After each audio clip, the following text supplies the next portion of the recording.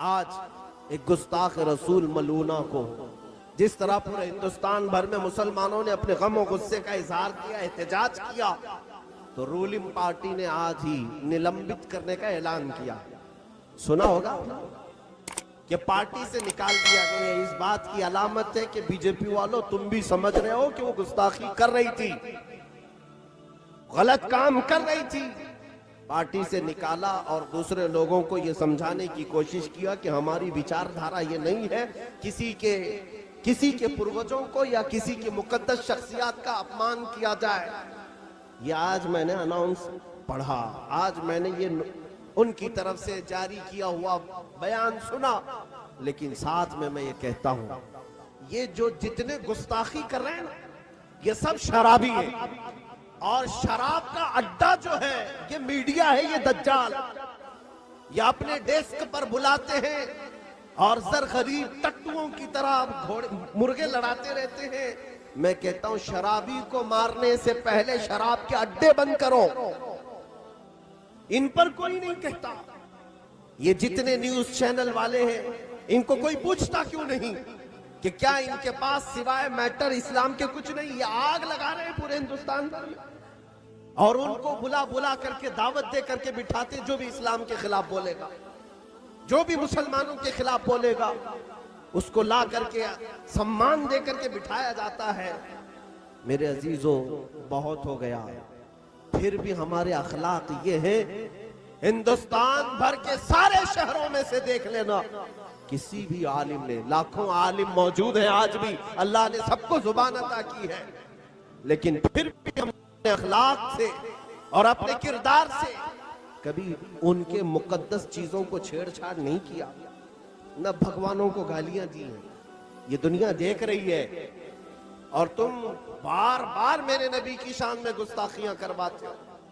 मैं आज हुकूमत वक्त से मुतालबा ये करता हूं कि जैसे कार्रवाई अगर तुम अपने कार्यकर्ताओं के साथ करते हो, तो ये शराब के अड्डे चलाने वाले ये दज्जाली मीडिया पर पाबंदी लगाओ कि नफरत का माहौल इन्हीं से फैल रहा है, इन्हीं से पूरा नफरत का माहौल फैल रहा है। आम सादा दिल लोगों को भी आज इन्होंने जहरीला बना दिया। वक्त ऐसा था कि हिंदुओं के साथ हमारे ताल्लुकात अच्छे हुआ करते, हर इलाके में। आज भी ऐसा नहीं है कि हर हिंदू कट्टरता का और कत्ल के और मार धाड़ की बातें करता हो। सब उन पाखंडियों की तरह नहीं जो भोंकते हैं। बहुत सारे हिंदू जिनके मुसलमानों से अच्छे ताल्लुकात, लेकिन आज जानते हैं इस मीडिया ने उनके दिलों में भी जहर घोलना शुरू किया, उनको बार बार उत्साहित करना कि तुम हकीकत में हिंदू हो कि नहीं हो। ये आज मेयार बनाया जा रहा है कि मुसलमान के खिलाफ ना बोले तो वो हिंदू ही नहीं, इस्लाम के खिलाफ ना बोले तो हिंदू ही नहीं। ये जो जहरीला माहौल है, इसके खिलाफ मैं मुतालबा करता हूं हुकूमत वक्त को भी कि ये शराब के अड्डे बंद किए जाएं। ये जो मीडिया वाले चला रहे हैं, हर कोई आता है इनके डेस्क पर बैठकर हुजूर की जात पर छेड़छाड़ करके जाता है। मुझे बताओ उस पाखंडी नरसिंहानंद को किसने मौका दिया? ये त्यागी जैसे खबीस को किसने मौका दिया? ये आज जो बोल रही है, भोंक रही है, इसको कौन मौका दिया? सब मीडिया ही तो मौका देती है, ये न्यूज चैनल ही बुलाते हैं। इसलिए आज जरूरत है कि इनके खिलाफ भी गम और गुस्से का इजहार हो और प्रशासन सख्त से सख्त इनके ऊपर एक्शन ले कि इनके जरिए से नफरत का माहौल बढ़ता जा रहा है, बढ़ता जा रहा है। और अगर तुम नफरत ही चाहते हो, तुम लड़ाई चाहते हो, कत्ल और गारत ही चाहते हो, तो फिर डर की बात नहीं है। अल्हम्दुलिल्लाह हम भी बदरी सहाबा के वारिस हैं। सुभान है। अगर तुम इसी तरह दबा दबा के मारना चाहते हो और ये सोचते हो कि ये सारे मुसलमानों को चाकू दिखाएंगे, तलवार दिखाएंगे, बंदूक दिखाएंगे, इनको घरों में बंद कर देंगे, तो कान खोल कर सुन लो, 1400 साल से हमारा हर बच्चा करबला की दास्तान भी सुनता आ रहा है। इमाम हुसैन का नारा लगाने वाला आज भी मौजूद है। अल्हम्दुलिल्लाह हम ये बात फख्र के साथ कहते हैं, अगर मर जाना है इस्लाम के नाम पर, अगर मर जाना है रसूल पाक के नाम पर, हम इसमें ऐब नहीं महसूस करते। अरे ऐब तो वो महसूस करे जो चोरी में जाए, रेप केस में जाए, डाकाजनी में जाए। अगर नबी की इज्जत पर पहरा देते हुए जान भी चली जाए तो हमारा ये नारा होता है, इस्लाम जिंदा होता है हर करबला के बाद। वाह वाह वाह, सुभान अल्लाह। इस्लाम जिंदा होता है हर करबला के बाद। दुनिया ये देखेगी। बस मैं आपके सामने इतना मैसेज देने आया हूँ, इतना मैसेज। पलट आओ उस नुक्ते पर जहाँ रसूलुल्लाह ने हमें छोड़ा था। क्या बात है, सुभान अल्लाह। सहाबा को जहाँ मेरे आका छोड़ गए उस नुक्ते पर वापस आ जाओ।